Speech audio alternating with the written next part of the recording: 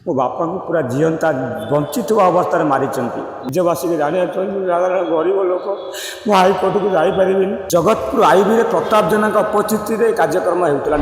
ଆମର hearing date ଥିଲା, ଯେଉଁଟାକି କଲେଜ କର୍ତ୍ତୃପକ୍ଷ ଏବଂ ଆମକୁ ଚିଠି କରିଥିଲେ ଡାଇରେକ୍ଟରଙ୍କ ଅଫିସରୁ।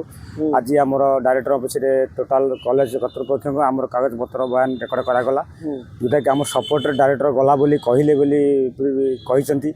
ତେଣୁ ମୁଁ ସେହି ବାବଦରେ ସାରା ରାଜ୍ୟକୁ ଜଣାଇବାକୁ ଚାହୁଁଛି ଯେ ଦୀର୍ଘ 17 ବର୍ଷ ହେଲାଣି ଆଜ୍ଞା ମୁଁ ଦୌଡ଼ୁଛି। ଗୋଟେ ବାପାଙ୍କ ଚାକିରି ହେରଫେର କରାଯାଇଛି।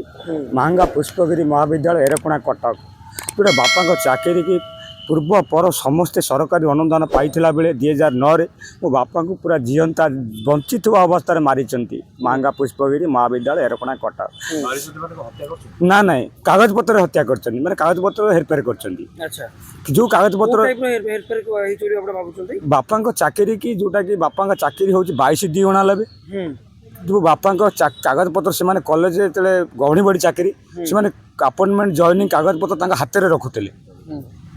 ଯେତେବେଳେ 2009ରେ ଗଭର୍ଣ୍ଣମେଣ୍ଟ ଅନୁଦାନ ଆସିଲା, ବାପାଙ୍କର ପୂର୍ବ ପର ସମସ୍ତଙ୍କର ଅନୁଦାନ ଗଲା, କିନ୍ତୁ ବାପାଙ୍କୁ ବାଦ ଦେଇଦେଲେ।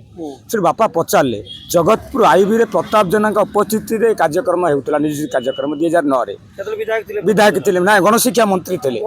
ଗଣଶିକ୍ଷା ମନ୍ତ୍ରୀ, ତେଣୁ ଗଣଶିକ୍ଷା ମନ୍ତ୍ରୀ ଅବସ୍ଥାରେ ବାପା ଯାଇଥିଲେ। ବାପାଙ୍କୁ ଜଗତପୁର ଆଇବିରେ କବାଟ ଦେଇଦେଲେ, ତମର କିଛି ଡକୁମେଣ୍ଟ ନାହିଁ। ବାପା ସେଠୁ ଭୟଭୀତ ହେଇକି ଆସିଲେ, ଜଗତପୁର ଯେଉଁମାନେ ଯାଇଥିଲେ କଲେଜ କର୍ତ୍ତୃପକ୍ଷ ଏବଂ ତାଙ୍କ ଉପସ୍ଥିତିରେ କାର୍ଯ୍ୟକ୍ରମ ହେଉଥିଲା, ସେ କଲେଜ କର୍ତ୍ତୃପକ୍ଷ ଲୋକ କହିଲେ ତମର କିଛି ଡକୁମେଣ୍ଟ ନାହିଁ, କବାଟ ଦେଇଦେଲେ। ବାପା ସେଠୁ ପଳେଇ ଆସିଲେ କାନ୍ଦିବ ଭଳି ଆସିକି। ଯାହା ହଉ ବାପାଙ୍କ ସାଙ୍ଗ ଜଣେ କମିଶନର ଭୁବନେଶ୍ୱର ଥିଲେ, ତାଙ୍କ ସହିତ ମିଟ୍ କରିକି ଆର୍ଟିଆଇର ଡକୁମେଣ୍ଟ 2010ରେ ବାହାର କଲେ। ବାହାର କଲା ପରେ ବାପାଙ୍କର କାଗଜ ଅନିୟମିତ ହେଇଛି ବୋଲି ବାପା ସେଠୁ କଲେଜରେ ଧାରଣା ଦେଲେ ଯେ କାହିଁକି ମୋ ପ୍ରତି ଏମିତି କାଗଜ ଥାଇକି ଲୁଚେଇଲ। ଲୁଚେଇଲା ପରେ କଲେଜ ଗୋଟେ ମାସ ଭିତରେ ପ୍ରତିଶ୍ରୁତି, ନିଜେ ପ୍ରତାପ ଜେନା ଉପସ୍ଥିତିରେ ପ୍ରତିଶ୍ରୁତି ଦିଆଗଲା ଯେ ଗୋଟେ ମାସ ଭିତରେ ଏଇଟା ବିଚାର କରାଯିବ ଗଭର୍ଣ୍ଣିଂ ବଡ଼ିରେ। କିନ୍ତୁ ସେ ଗୋଟେ ମାସ ଭିତରେ ବାପାଙ୍କ ପ୍ରତି ବିଚାର କଲେନି। ଯେଉଁଟା ବାପା ପୁଣି ସେଠି ଲେଖିକି ଦେଲେ, ଯଦି ବାପା ଯଦି ତମେ ନ କରିବ ମୁଁ ପୁଣି ଆଉ ଥରେ ସେକେଣ୍ଡ ବାର ବସିବି।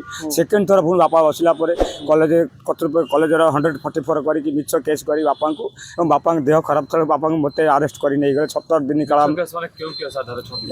ଆମରଣ ଅନଶନରେ ଆମେ ବସିଥିଲୁ, ଯେଉଁଟାକି ଆମ ପେଟ ପାଇଁ। ସେ ଜୋର ଜବରଦସ୍ତ ଆମକୁ ନେଇକି ଜେଲରେ ପୁରିଲେ 17 ଦିନ ଆଜ୍ଞା।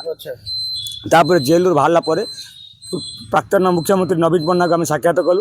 ସେତେବେଳ ସମୟରେ ମାନ୍ୟବର ମୁଖ୍ୟମନ୍ତ୍ରୀଙ୍କ କାର୍ଯ୍ୟାଳୟରୁ ପାସ୍ କରିକି, ଯେଉଁଟାକି ଜିଲ୍ଲାପାଳଙ୍କ କାର୍ଯ୍ୟାଳୟ ପ୍ଲସ୍ ସେକ୍ରେଟାରୀ ସଚିବାଳୟ, ଡାଇରେକ୍ଟର ସମସ୍ତଙ୍କ ତଦନ୍ତ ସବୁ ସରିଯାଇଛି, ଯେଉଁଟାକି ଫାଦର ପୋଷ୍ଟ ଆପ୍ରୁଭାଲ ଅର୍ଡ଼ର ବି ହେଇଛି। ତେଣୁ କୌଣସି କାର୍ଯ୍ୟକାରୀ ପୂର୍ବ ଗଭର୍ଣ୍ଣମେଣ୍ଟରେ ହେଇପାରିଲାନି, ଯେଉଁଟାକି କାଗଜପତ୍ର ଲୁଚେଇଲେ, ମୋତେ କରେଇ ଦେଲେନି। ଯାହା ହଉ ଦ୍ୱିତୀୟ ଯେତେବେଳେ ସରକାର ଚେଞ୍ଜ ହେଲା, ନୂଆ ମୁଖ୍ୟମନ୍ତ୍ରୀ ହେଲା, ଯେତେବେଳେ 1/7/2024ରେ ମାନ୍ୟବର ମୁଖ୍ୟମନ୍ତ୍ରୀ ମୁଁ ସାକ୍ଷାତ କରିଥିଲି। ସାକ୍ଷାତରେ ସେ ପ୍ରଡ୍ୟୁଟ୍ କରିଥିଲେ ଡାଇରେକ୍ଟରଙ୍କୁ ଏବଂ ସେକ୍ରେଟାରୀଙ୍କୁ, ତାଙ୍କୁ ବି ସାକ୍ଷାତ କରିଛି। ତା ଦେହରେ କିଛି ଲାଭ ନାହିଁ। ସେକେଣ୍ଡ ଥର ପୁଣି 5 ତାରିଖ ଜାନୁଆରୀ 5 ତାରିଖ ମାନ୍ୟବର ମୁଖ୍ୟମନ୍ତ୍ରୀ ପୁଣି ସାକ୍ଷାତ କରିଛି, ଯେଉଁଟାକି ଏବେ ଏଇ 5 ତାରିଖରେ ଅର୍ଡ଼ର ଅନୁସାରେ 17 ତାରିଖ ଦିନ ଆମର ହିୟରିଂ କରିବା ପାଇଁ ଡାଇରେକ୍ଟର ଡାକିଥିଲେ। ଆଜି ହିୟରିଂ ହେଇଛି, ଯେଉଁଟାକି କଲେଜ କର୍ତ୍ତୃପକ୍ଷ ଆସିଛନ୍ତି। ମୁଁ ଏତିକି ରାଜଧାନୀ ଏବଂ ରାଜ୍ୟବାସୀକି ଜାଣିବା ଚାହୁଁଛି, ଗରିବ ଲୋକ, ମୁଁ ହାଇକୋର୍ଟକୁ ଯାଇପାରିବିନି। ଯେଉଁଟାକି 17 ବର୍ଷ ହେଲାଣି ଗୋଟେ ନ୍ୟାୟ ପାଇଁ ଡାଇରେକ୍ଟର ଉପରେ ବିଶ୍ୱାସ କରିଛି। ଭଲ ଡାଇରେକ୍ଟର ଅଛନ୍ତି, ଭଲ ଜିଲ୍ଲାପାଳ ଅଛନ୍ତି, କଟକ ଜିଲ୍ଲାପାଳ ଭଲ ଜିଲ୍ଲାପାଳ ବି ଅଛନ୍ତି। ସାଧାରଣ ଏଇ ଯେ ରାଜନୈତିକ ଇସ୍ୟୁ, ଗୋଟେ ଚାକିରି ପେଟ ପାଇଁ, ସାମାନ୍ୟ ପିଏନ ଚାକିରି ଯେଉଁଠି ସାମାନ୍ୟ ଚାକିରି। ତେଣୁ ଯଦି 17 ବର୍ଷ ଜଣକୁ ଏମିତି କନ୍ଦେଇ ଦିଆଯାଏ, ସେ କ'ଣ ପାଇବ? ସାଧାରଣ ଆମେ ଅନ୍ତର୍ଦୟ ପରିବାରର ଗଣତି, କୌଣସି ରୋଜଗାର ନାହିଁ। ଶୁଣିଛନ୍ତି, ଯେଉଁଟାକି ହିୟରିଂ ହେଇଛି। ତେଣୁ ଏଇ ହିୟରିଂ ବଳରେ ମୁଁ ମାନ୍ୟବର ମୁଖ୍ୟମନ୍ତ୍ରୀ ଏବଂ ରାଜ୍ୟବାସୀଙ୍କୁ ଜଣାଇବାକୁ ଚାହୁଁଛି, ମୁଁ ହାଇକୋର୍ଟ ଯାଇପାରି ଲଢ଼ିପାରିବିନି କଲେଜ କର୍ତ୍ତୃପକ୍ଷ ସାଙ୍ଗରେ।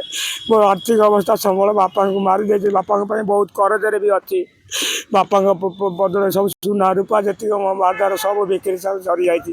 ସବୁ ଲିଖିତ ମାନ୍ୟବର ମୁଖ୍ୟମନ୍ତ୍ରୀ, ମାନ୍ୟବର ଗଭର୍ଣ୍ଣର, ମାନ୍ୟବର ସରକାର ଉଚ୍ଚଶିକ୍ଷା ବିଭାଗ ସମସ୍ତଙ୍କୁ ଅବଗତ କଲାବେଳେ କେହି ଶୁଣି ନଥିଲେ। ଯାହା ହଉ ଆଜି ହିୟରିଂ ହେଇଛି।